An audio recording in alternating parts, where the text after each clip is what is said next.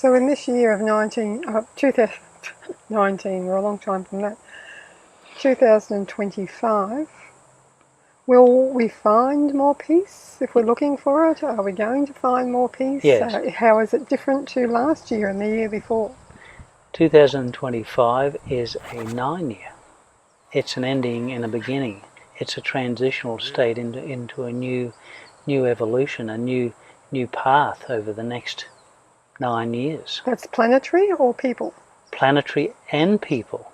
It's happening now. You see it on a planetary basis, and there's unknowns. There's all sort of conversations about, what will happen when the planets line up.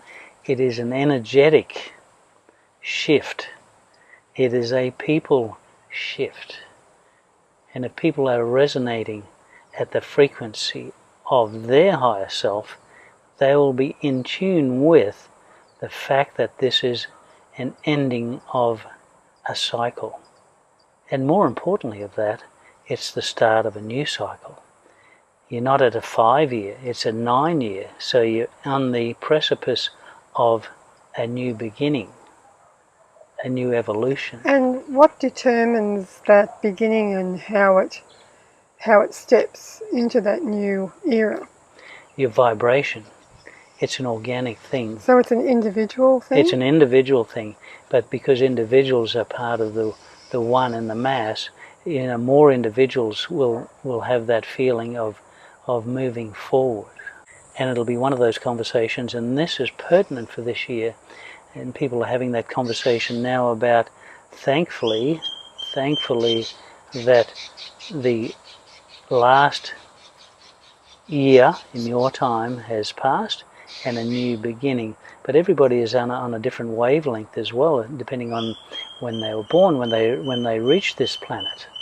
Of course, so it is generally a 9-year, but everybody has their own individual increments. And how does that affect the 9-year? Does it affect it? Does it compound it? Does it? It has an effect on it. The 9-year is the umbrella, and if you just took that 9-year in and of itself, it is the ending of one evolution to the start of another, in a good way, so that the 9 is finishing and it's starting again. So the main thing is that it's the evolutionary aspect of the year. So the changes that the planet is going through, so this is a 9-year and we begin again as a 1-year. Who determines, or what determines, the beginning of something new? Energy. Contrast determines that, would you believe? Contrast. That we no longer want this. We don't want war and famine and fire and fighting, uncertainty, and of course fear. That all envelopes in fear. We don't want that. And so there's a mass rising of thinking we don't want that anymore.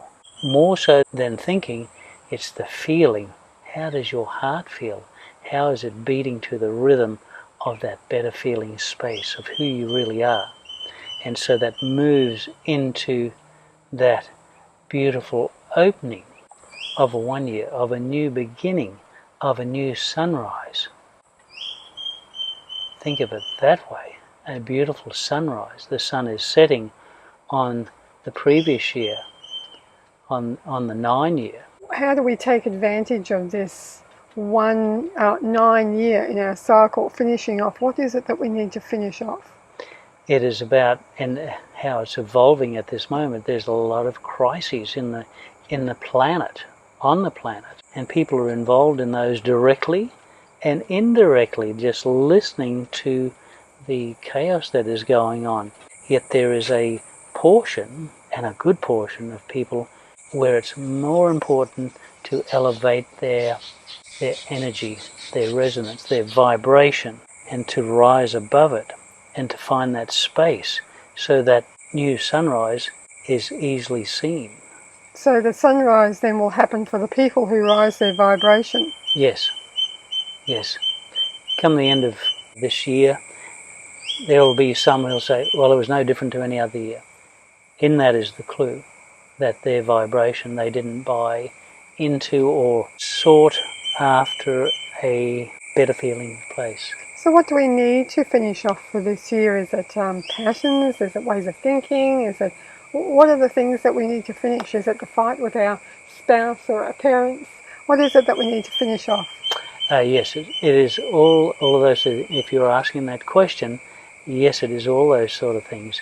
It is finding new ways.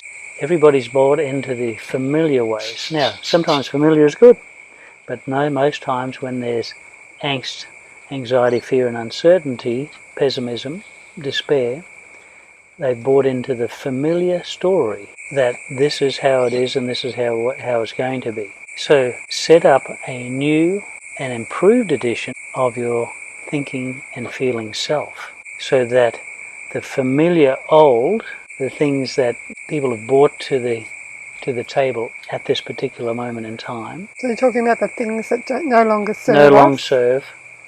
If you're finding that you are angry, uncertain, frustrated, you know the feelings.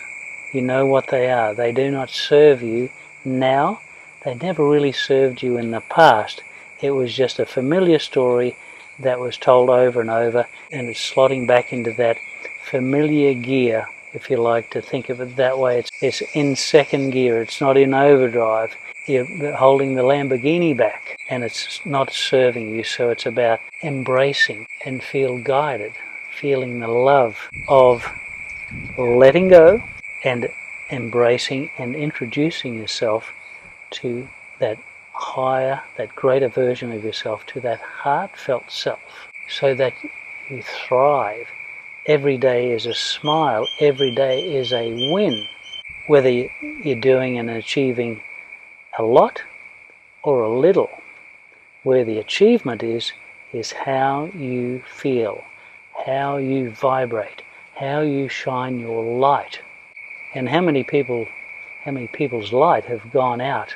Well, not gone out, diminished. And it's fanning those flames of enthusiasm, certainty, optimism, eagerness for more, fun. We hope you enjoyed this episode. If you'd like to know more about the wisdom of Whitehawk, you can go to www.wisdomofwhitehawk.com. Thanks for joining us.